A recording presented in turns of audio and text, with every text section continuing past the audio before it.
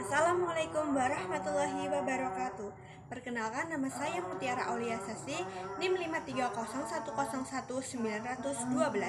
Saya dari kelas SPIB. Saya di sini akan memaparkan mengenai sejarah peradaban Islam modern yang berjudul Pembaharuan Islam di Mesir. Secara historis, dapat kita lihat ketika Mesir berada pada kekuasaan Romawi di timur dengan Bizantium sebagai ibu kotanya, merupakan awal kebangkitan Mesir di abad permulaan Islam yang berkembang menjadi kota dan negara tujuan setiap orang. Kerajaan Romawi Timur dengan ibu kota Bizantium merupakan rival barat pengembangan Islam yang keberadaannya berlangsung sampai pada masa pemerintahan Khalifah Umar bin Khattab. Pada saat Umar menjadi khalifah, Romawi Timur merupakan target pengembangan misi keislaman dan akhirnya kekuatan militer Romawi tidak dapat menghambat laju kemenangan Islam di Mesir. Karena keberadaan Islam sebagai agama baru memberikan keluasan dan kebebasan untuk hidup yang selama itu tidak diperoleh dari pemerintahan Romawi Timur, termasuk di dalamnya kondisi yang labil karena berkembangnya konflik keagamaan. Mesir menjadi wilayah Islam pada zaman Khalifah Umar bin Khattab pada 640 Masehi, masih ditaklukkan oleh pasukan Amr ibnu al-As yang kemudian ia dijadikan gubernur di sana, kemudian diganti oleh Abdullah bin Abi Syah pada masa Utsman dan berbuntut konflik yang menjadi salah satu sebab terbunuhnya Utsman radhiyallahu anhu. Mesir menjadi salah satu pusat peradaban Islam dan pernah dikuasai dinasti-dinasti kecil pada zaman Bani Abbas. Setelah Mesir menjadi salah satu bagian Islam, Mesir tumbuh dengan mengambil peran yang sangat sentral. Antara lain, 1. Menjadi sentral pengembangan Islam di wilayah Afrika. 2. Menjadi kekuatan Islam di Afrika, yaitu kekuatan militer dan kekuatan ekonomi. 3. Pengembangan Islam di Mesir merupakan napak tilas terhadap sejarah Islam pada masa Nabi Musa yang mempunyai peran penting dalam sejarah kenabian. 4. Menjadi wilayah penentu dalam pergulatan perpolitikan umat Islam. Ketika Napoleon Bonaparte menginjakkan kakinya di Mesir pada tahun 1798, Mesir berada dalam kondisi yang sangat memprihatinkan. Secara politik, negeri ini terbelah oleh dua kerajaan, yaitu Kerajaan Mamluk dan Kerajaan Utsmani. Mesir yang pada masa itu dikuasai oleh Kerajaan Utsmani dapat dikuasai oleh Napoleon dengan alasan ekspedisi. Niat Napoleon untuk menjajah Mesir terbaca oleh para pemikir bangsa itu.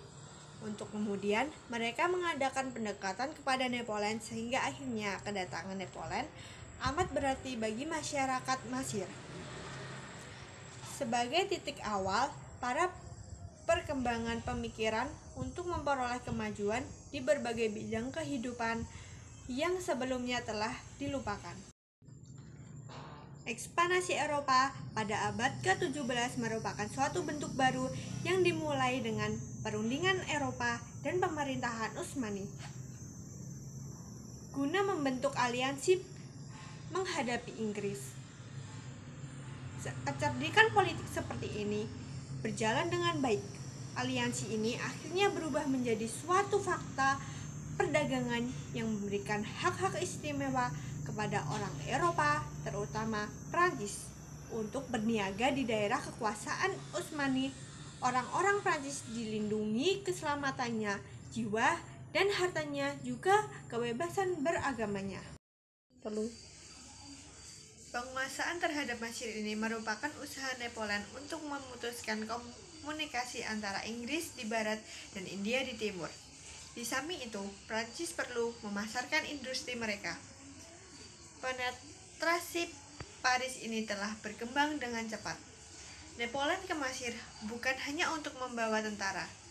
Dalam rombongan ini terdapat 50 kaum sipil dan 500 wanita. Di antara mereka itu terdapat 16 ahli dalam berbagai bidang ilmu pengetahuan.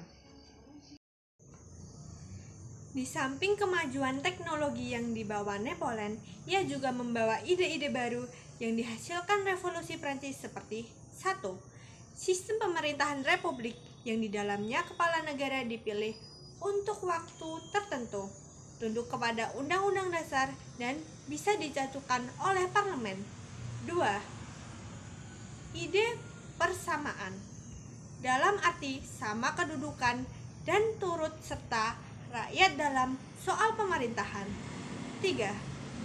Ide kebangsaan dengan menyebutkan orang Prancis merupakan suatu bangsa dan kaum Mamluk merupakan orang asing yang datang ke Mesir walaupun beragama Islam. Tokoh pembaharu Islam di Mesir. 1. Muhammad Ali Pasha. Sejarah Mesir dibuat oleh Muhammad Ali yang lahir bulan Januari 1976 di Kafala, Albania. Dialah pendiri dinasti Mesir yang keturunannya memerintah Mesir sampai tahun 1952. Dia muncul di Mesir tahun 1799 sebagai salah seorang di antara 300 anggota pasukan yang dikirim Albania atas perintah Sultan Utsmani untuk mengusir Prancis.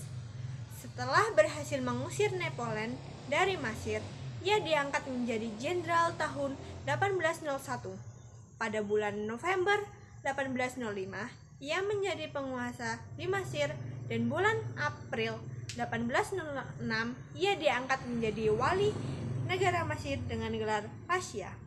Muhammad Ali pada tahun 1807 berhasil mengusir Inggris dari Rosta. Yang kedua, Atawali. Atawali adalah bagian dari program perbaikan ekonomi militer Mesir yang dicanangkan Muhammad Ali. Pada tahun 1826, ia ditunjuk menjadi pemimpin delegasi pelajar tentara Mesir yang dikirim ke Prancis. Saat itu, Atawali sebetulnya sedang menikmati masa-masa indahnya belajar di Al-Azhar. Ia mendapatkan guru yang baik, di antaranya Syekh Hasan Al-Attar, guru dan pembimbing yang juga merupakan teman diskusinya yang mengasihkan. Ide-ide Atawali. 1. Ajaran Islam bukan hanya mementingkan soal akhirat semata, tetapi juga hidup di dunia. Umat Islam juga memperhatikan kehidupan di dunia ini. 2. Kekuasaan absolut raja harus dibatasi oleh syarat, dan raja harus bermusyawarah dengan ulama dan kaum intelektual. 3. Syarat harus diartikan sesuai dengan perkembangan modern. 4. Kaum ulama harus mempelajari filsafat dan ilmu-ilmu pengetahuan modern agar dapat menyesuaikan syarat dengan kebutuhan masyarakat modern. 5. Pendidikan harus bersifat universal. 6. Wanita harus memperoleh pendidikan yang sama dengan kaum pria. 7. Istri harus menjadi teman dalam kehidupan intelektual dan sosial. 8. Umat Islam harus dinamis dan meningkatkan sifat statis. Sekian paparan pembaharuan Islam di Mesir dari saya. Wassalamualaikum warahmatullahi wabarakatuh.